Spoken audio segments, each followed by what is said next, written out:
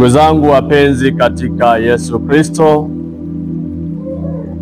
wana wa Mungu mpendwao sana na Baba yetu aliye mbinguni, awali ya yote ni wakati pekee ambao Mwenyezi Mungu ametujalia kibali kupitia watumishi wake, wameweza kututafakarisha neno la Mungu kwa kutosha zaidi. Lakini kila mmoja wetu alitumika vile Roho wa Mungu alimtumia, kwa sababu kila mmoja ameitwa kwa wito wake. Mwingine katika kujenga, mwingine katika ukarabati, mwingine katika kuimarisha, mwingine katika kutoa. Ndugu zangu, awali watumishi wa Mungu wametuletea somo ambalo linadhihirisha udhihirisho mkubwa wa Mungu kwetu sisi,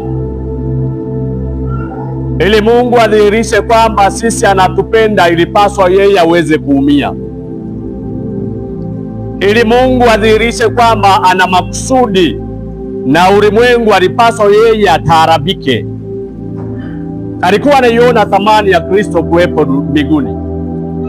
Hata Kristo yeye mwenyewe alikuwa anaona thamani sana kuona anaendelea kuwepo pale katika kiti cha enzi.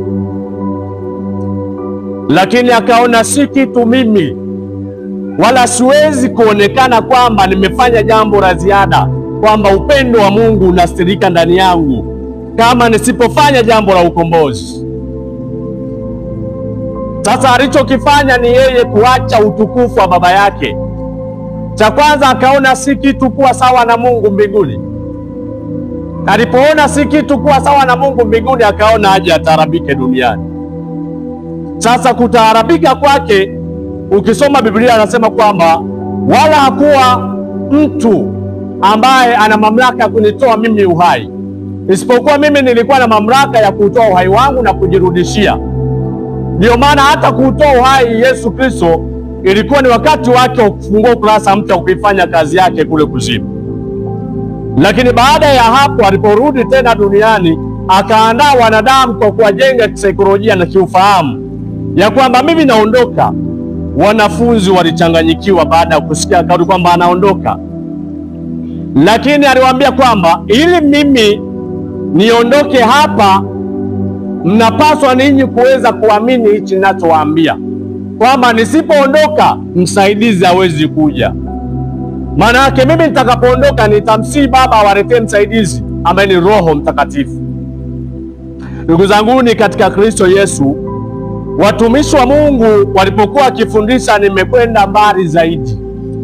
Lakini kitu ambacho nimekigundua kwamba ulimwengu ni wanadamu. Ulimwengu sio magari, wala ulimwengu sio vitu ambavyo vinaijaza dunia. Ulimwengu wa kiroho ambao Mungu anasema anaupenda ni wanadamu.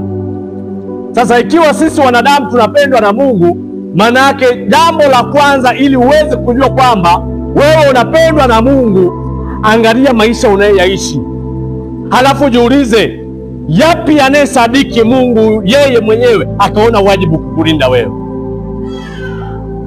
Jambo la pili, angalia wewe madhara yako kwa watu wengine. Una madhara gani kwa watu wengine, ili ujue kabisa kwamba kwa madhara haya yanambana Mungu kunilinda mimi.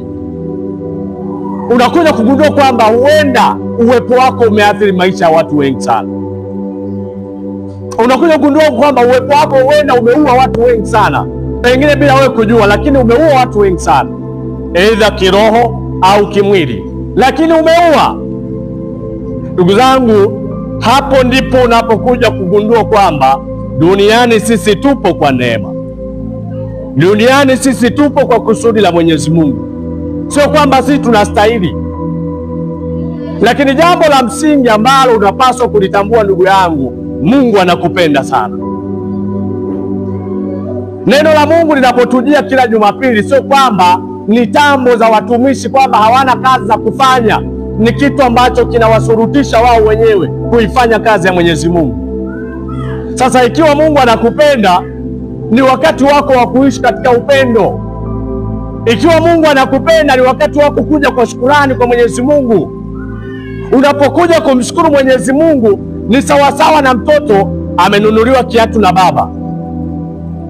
Ikiwa amenunuliwa kiatu na baba, mtoto akisema baba nashukuru sana, asante, sio kwamba kamlipa baba yake, ila tendo la kushukuru lina uwezo wa kumwongezea shauku ya baba kuendelea kufanya mambo mazuri kwa mtoto. Ndugu zangu katika Kristo, Mungu anatupenda, lakini bahati mbaya zaidi shetani yuko bize kufifisha fahamu zetu. Kazi za mwovu shetani ni kukuonyesha kwamba Mungu yuko mbali na sisi. Kazi ya mwovu shetani ni kukuonyesha kwamba wewe hufai katika hii dunia. Kazi ya mwovu shetani anakuhakikisha kwamba hata ukiomba Mungu hakusikii. Maana yake anakutoa kwenye ulimwengu ambao unakupa ushirika na Mwenyezi Mungu. Lakini ukikutana na roho inakwambia huwezi kwenda, ikatae hiyo roho. Ukikutana na roho inakwambia wewe hufai, ikatae hiyo roho.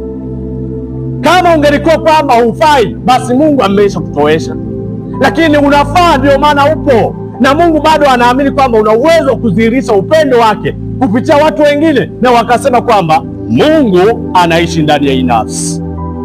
Wapenzi katika Kristo Yesu, ni wakati wetu wa kumshukuru Mungu kwa jinsi tulivyo, hata kama unadhihirisha udhaifu wa kibinadamu, kwa sababu binadamu ana pande mbili, ana pande ya uungu, ana pande ya ubinadamu. Maana yake ndani ya roho yako umembeba Kristo na unatamani kuyaishi mambo ya Kristo, lakini tunao huu mwili ambao unatutarabisha katika tabu mbalimbali. Wala usikate tamaa ndugu yangu, majaribu ni mtaji. Hauwezi kuwa mtaalamu wa vita kama hujapita jeshini, kama hujapigwa na risasi. Ili ujue nidhamu ya kuweza kukwepa risasi, lazima upatwe na risasi. Hauwezi kuwa na nidhamu ya kuwasaidia watu chakula kama hukuwahi kulala njaa. Hauwezi kuwa na maisha ambayo yenye ushauri sahihi kama hujatarabika katika hayo. Utaishia kuwadharau, utaona kwamba hawastahili, utaona wana tabia mbaya. Ni kwa sababu haujayaishi. Kila mwanajeshi anapita jeshi, manake kufundishwa nidhamu ya kazi. Kila Mkristo anapita kwenye majaribu, sio kumrudisha nyuma, ila yanamweka kwenye renchi ya kuwa na nidhamu. Anapoona watu wengine wako kwenye majaribu, aombe kwa ajili yao, wala sio kubaki kushadadia na kuwashangilia kwa sababu ya madhaifu yao, isipokuwa kuwaombea na kuwaimarisha waweze kusonga mbele katika nyakati ambazo wanazipitia. Mungu anatupenda sana, na tukae tukitambua kwamba tunapaswa kumshukuru Mungu kwa jinsi tulivyo. Mungu awabariki, abariki neno lake. Amen. Amen.